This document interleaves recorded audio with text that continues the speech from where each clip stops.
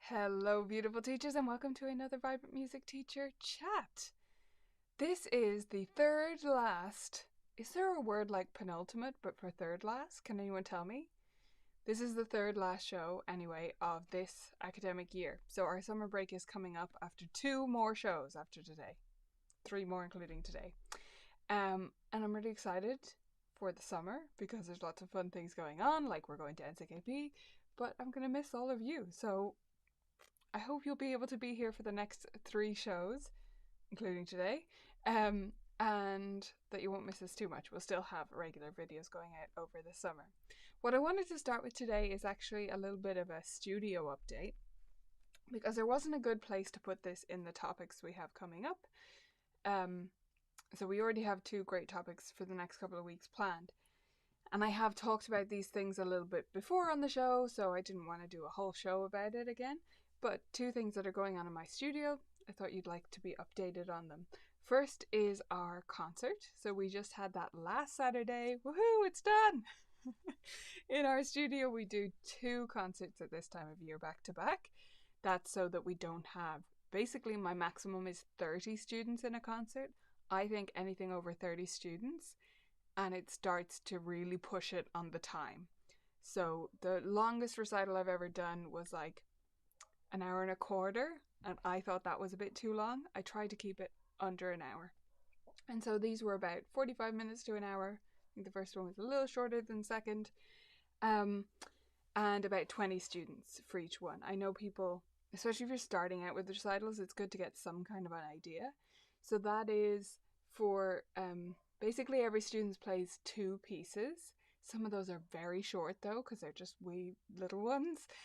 And they either play like 2 solo pieces back to back, or duets with their teacher back to back, or they do 1 solo piece and a duet with another student. So if they're doing a duet with another student, they just do 1 solo.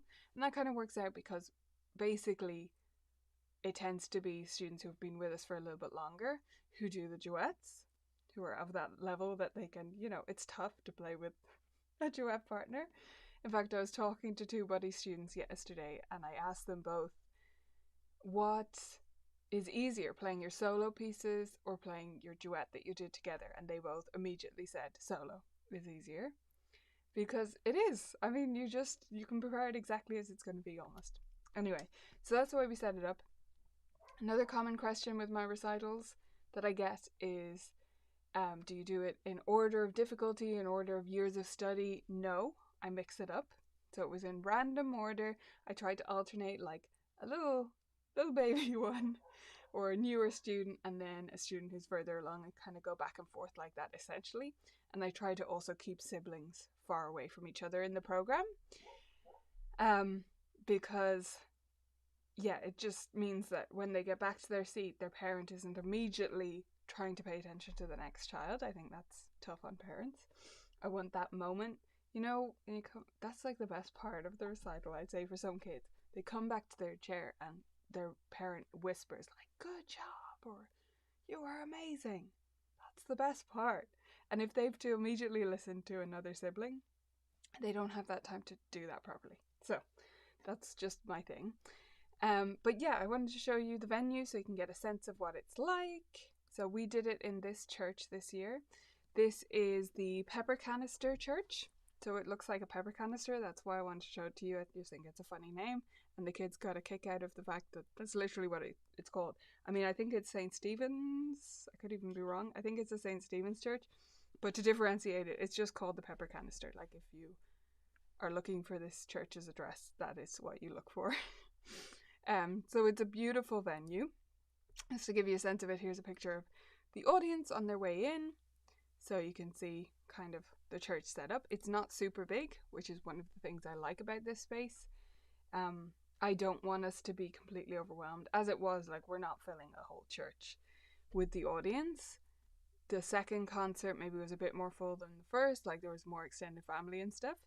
And they're very welcome to bring basically anyone they want for this concert, because we always have a bit of extra space, but we don't want to be drowning in the space either. So I like that it was nice and small.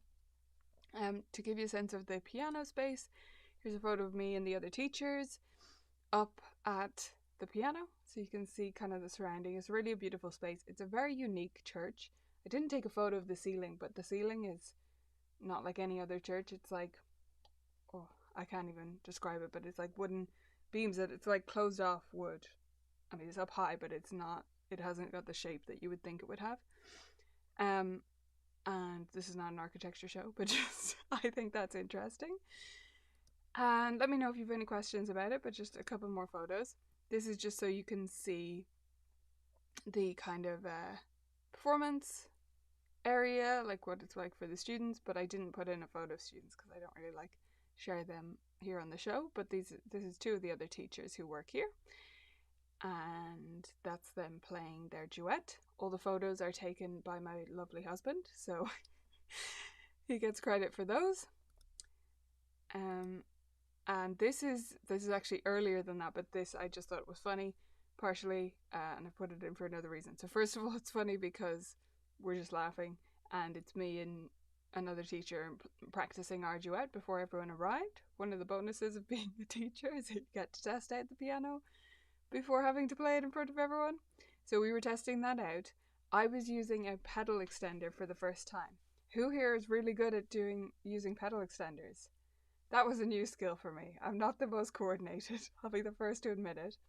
And it was tough. Did anyone else have a bit of a learning curve with that? I mean, just the fact that it's like under my other foot and I'm still doing the pedal. Now I could have made Tess do the pedal, the page turner pedal, but did I say pedal extender? I made page turner if I did.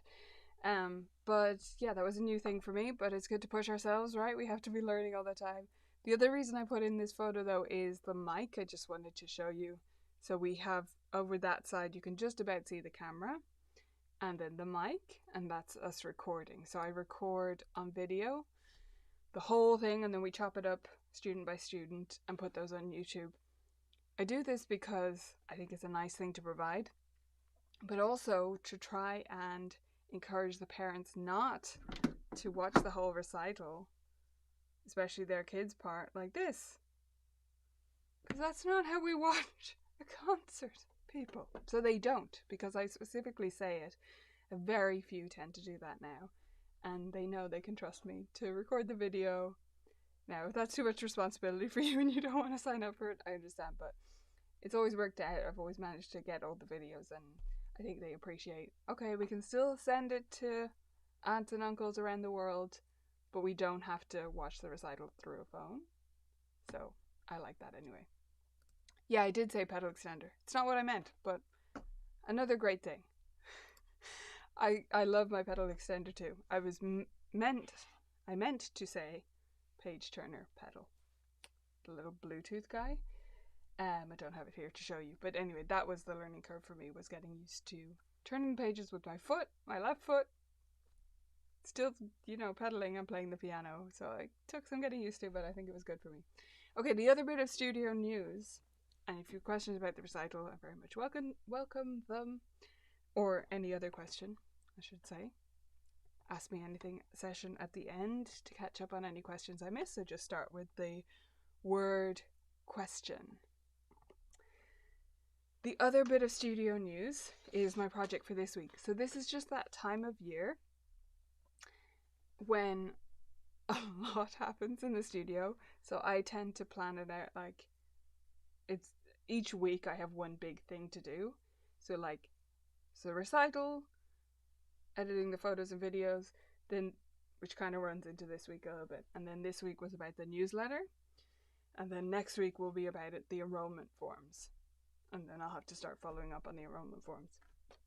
So the enrollment forms, which includes like the new pricing information and all of that. So it's a big deal.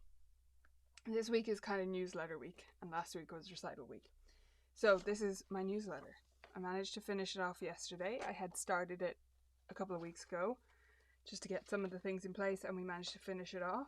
I'm going to open it for a second, but I'm not going to leave it open too long because that's students' names. But just so you get a sense, it kind of opens up like this. Yeah. So the front is always the hardest part for me to decide what to write because I kind of change it every year. yeah, it's always hard to decide. But the other sections, I sort of have just a formula that I do, and it makes it easier each year. So what's on the inside, why you could see the students' names if I hold it up for too long, is that I have a little comment, a little brag, like one sentence about each student. It's normally this and this, that kind of format. Like, so and so is getting ready to finish up their level 2 book, and they've really gotten great at scales this year, something like that. Maybe written a bit better, but you get the idea. So it's very short, but every student is called out, except the adults, because I just don't think they would like that. So just all our under 18s, basically, school-aged children, are called out by name. And it's just a moment for them to find their name and like their parent to glow about them. It's just something super positive. It's not anything even remotely couch, so it's not they used to be really struggle with rhythm and now they're much better. It's literally they're doing great at this, they're doing great at that. And that's the end. And it's a lot of students to lay out, so it has to be short things. And then the other sections I have on the inside there this time are the Samhain Social, which was our Halloween piano party, the Naked Piano Concert, which was the other performance, the Spring Celebration, so our 3 performances we did this year. And then at the bottom I have the Composing Project, and I just write a little bit about what we did and why it was beneficial. And then the back, I'll show you the back, is like this. So the back tends to be stuff for next year, basically the theme of the back. So we have up here a change I'm making to the group workshops. I'm going back to piano parties, meaning longer, less frequent group workshops. And then we have a lifelong learning section. I have that in every year, and that's just where I say these are all the things that I learned this year, like education that I did. If you took online courses, if you went to conferences, that kind of thing. And maybe something I'm doing next year, like this time I'm saying about going to NCKB in the summer. And then, or did I? Yes.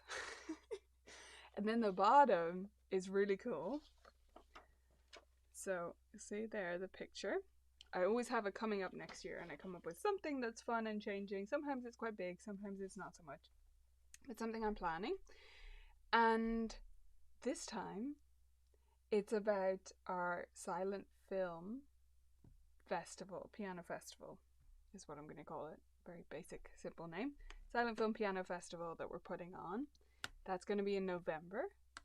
And this is ideas entirely from, I mean, I'm making a couple of changes, but basically this was an idea, a booth at the MTNA festival, conference, in Nevada that I went to earlier this year.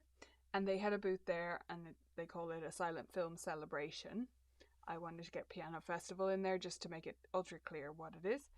But it's the idea of showing silent films and having students play the music to accompany them. So you can look up the Silent Film Celebration site. I think it's literally silentfilmcelebration.com. If you want more info on that and how they do it.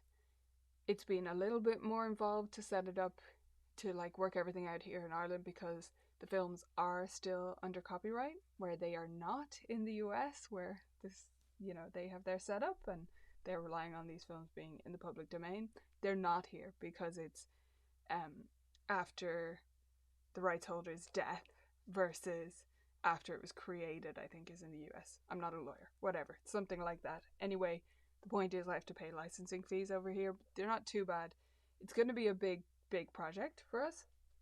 And it's going to be really fun. I think it's going to be an amazing experience for students. And the photo, I'll show you again, that I put in there, that's the actual cinema we're doing it in. We happen to have this cinema quite nearby. Now, as I said, this is a big investment, like a big cost for us to put this on. Won't be accessible to every studio to rent a cinema like this. But that's what we're doing. I've managed to sort it out. We couldn't have afforded it if it was an evening, I'll be honest. But since it's a morning, it's not quite as expensive. It's still very expensive to rent it for a morning. But they've been great to deal with so far. They've been just wonderful in all the queries and helping me figure out the licensing and stuff. And it's like done up in this opulent way. I mean, you can kind of see in the photo there, it's all armchairs. and dark reds and little, they're like LED, but they're like little candle things for the lights, and it's just beautiful. So it's a perfect setting for it. I'm really looking forward to that. But that's, yeah, the bottom section on my newsletter. So hopefully that was useful, just to give you a tour of the newsletter in case you put these things together yourself. I have done a more like in-depth walkthrough of my newsletter process in a previous live. I'm pretty sure, yeah, it was on a live show, probably around this time last year, could be 2 years ago. I have no way of tracking time like that, but if you search here on the channel, you will find it. Just search for newsletter and it should pop up if you search like on our channel.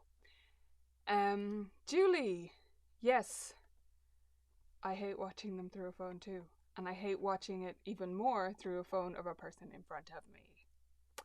Drove me crazy at a concert I was at a few months ago, last year sometime. Yeah, they just literally lifted up their phone to record every few seconds, and it was like, oh my god, what is wrong with you? I know it's not uncommon, but yeah, it does drive me a bit crazy. You're welcome.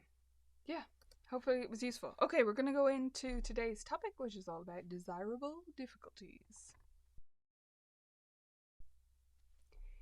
Today we're talking about desirable difficulties in your practice. And if you've never heard of this term before, let's start with what we're talking about.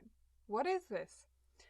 Basically, a desirable difficulty is something you do differently in your practice to actually make it harder in a way, to make your brain work harder. So anything you add into your practice, and it'll start to make sense in a second, even if you haven't heard this before, when I give you some examples, but anything we add in order to actually make it harder. So why? Why would we want to make it harder?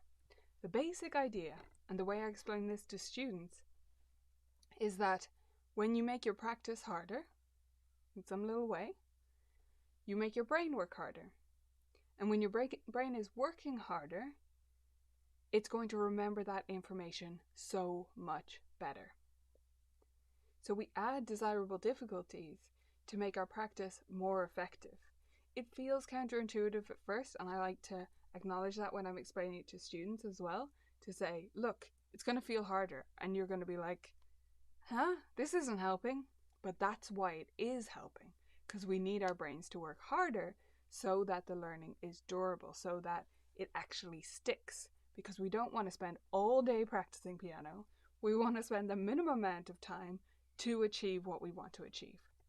So, some examples. Number one, the classic, is rhythms.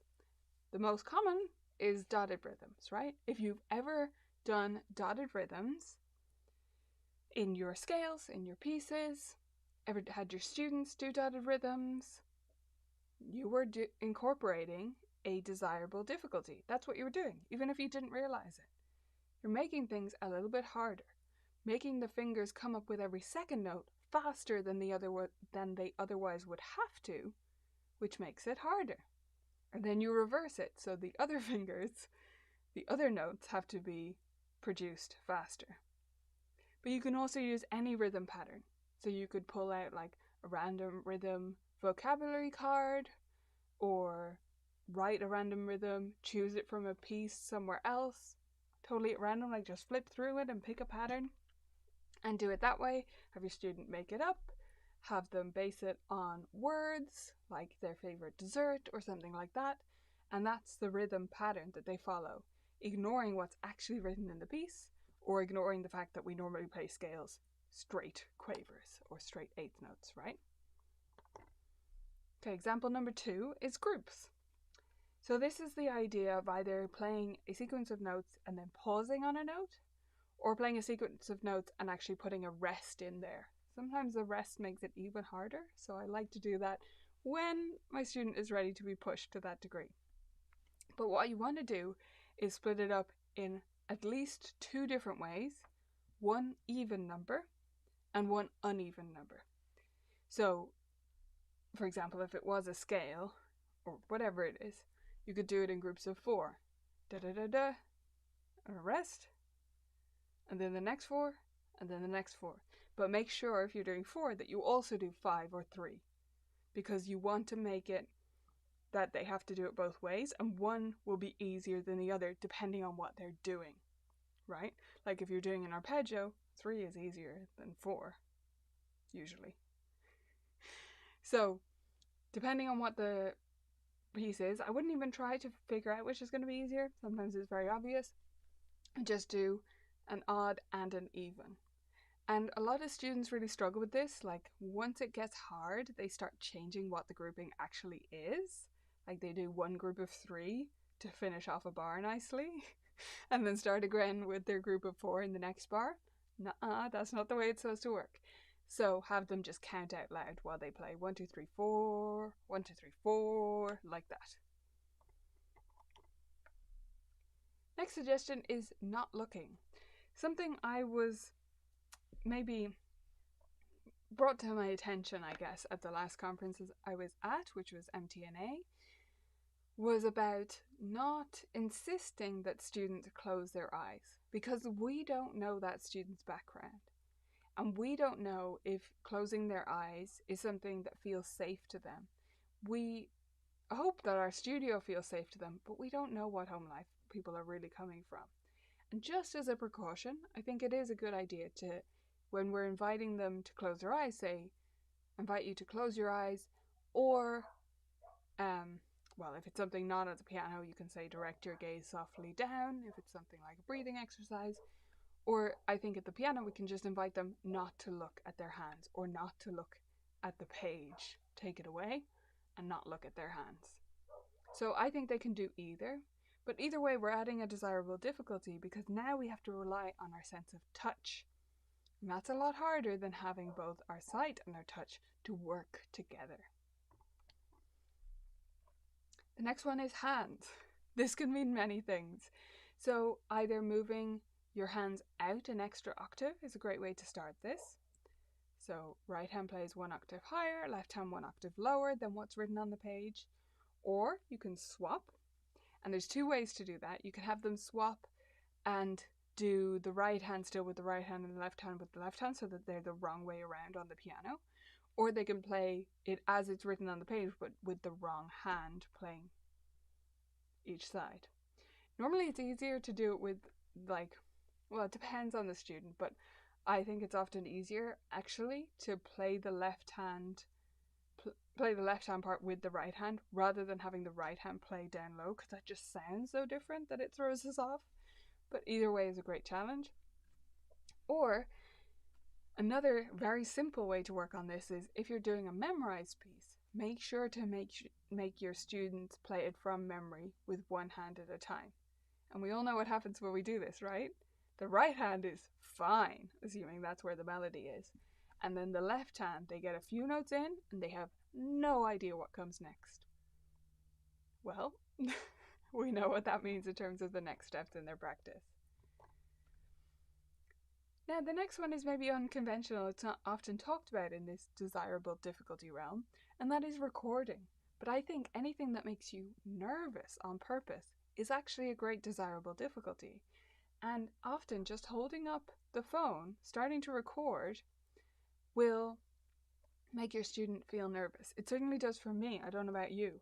Even if I know that recording is not going anywhere, it's not live, I can just delete it. It's my phone. There's nothing going to happen with it. It still kind of puts you on the spot, doesn't it? It makes you more nervous for that performance, makes you more likely to want to stop and like start again to get a perfect run. Really good exercise for students. Then the next difficult part is to listen to it and then record it again and listen to it again, so that they can be really honest with themselves. But just that step of recording it, I think, adds a desirable difficulty, because we're forcing ourselves to get nervous. And then similarly with performances. If you are going to be performing in a big, venue, a big occasion like a recital, practicing performing for your teddy bears and then your sister and then your whole family adds a little bit of difficulty each time.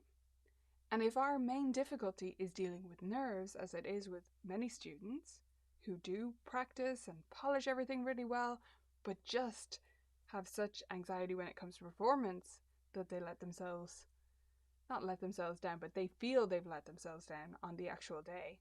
Well, these are the desirable difficulties we need to add. We need to, on purpose, make ourselves nervous or anxious in little doses, increasing over time, so that we can get used to employing the right strategies to overcome those nerves. So, those are my desirable difficulties examples. I'd love to hear yours. There are so many ways to do this. We have a great sheet inside the Vibrant Music Teaching Library, which is called 28 Ways to Practice Scales and Arpeggios.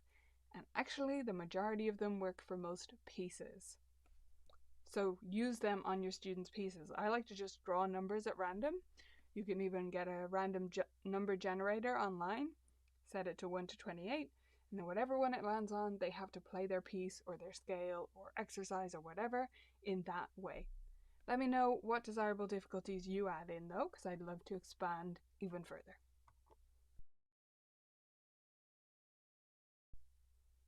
So if anyone has any questions in any area at all, I'm happy to answer them. I'll hang around for a couple of minutes just to see if you have any. I see that Music Kitchen enjoyed my recital photos. Thank you very much. I just shared a few of them. But yeah, I hope it gave you an idea of what the venue is like and what our recitals are like. They're not uber fancy. I try to have it relaxed. One thing I didn't mention though with the recitals is what I would like to change, because I always, after the recital, try not to be hard on myself, but try to at the same time say, okay, what could be even better? Like I would say to students about their pieces, what could be even better? And I think what could be even better is something that my mum mentioned to me, because my mum often comes to one of the recitals, and she mentioned this to me and it was something I was already thinking.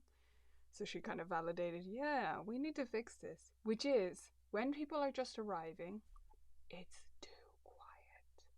For some reason, they think they have to be like whispering and quiet and like a library when they're coming in.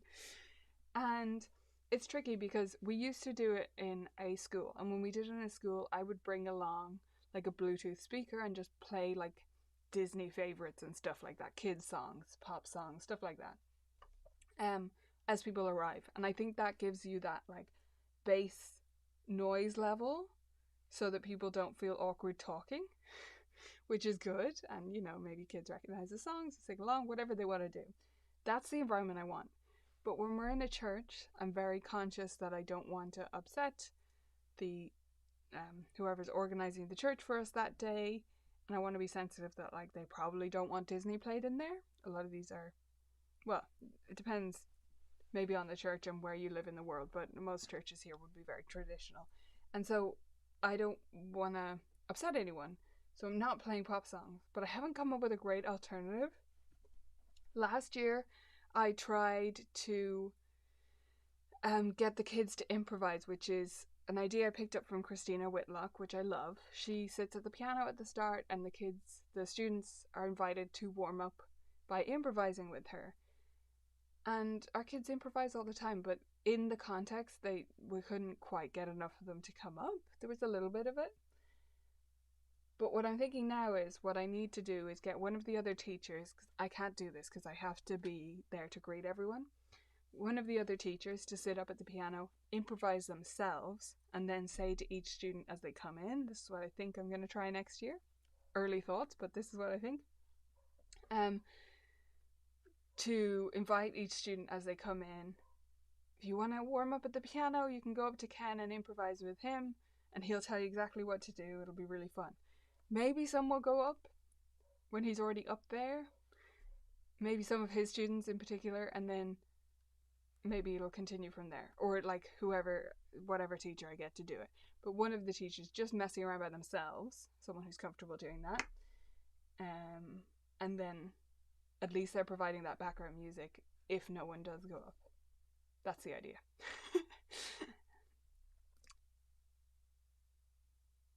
Yeah. I mean, I get them involved in various ways, but I didn't think to do that yet. So that's my next plan. When is Piano Safari 2 Pointers course coming out? Great question. Don't know off the top of my head, so I'm going to look it up for you.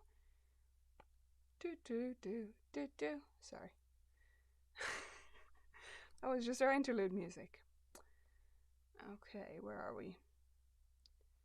Question first when I look things up is, what date is it now? Okay.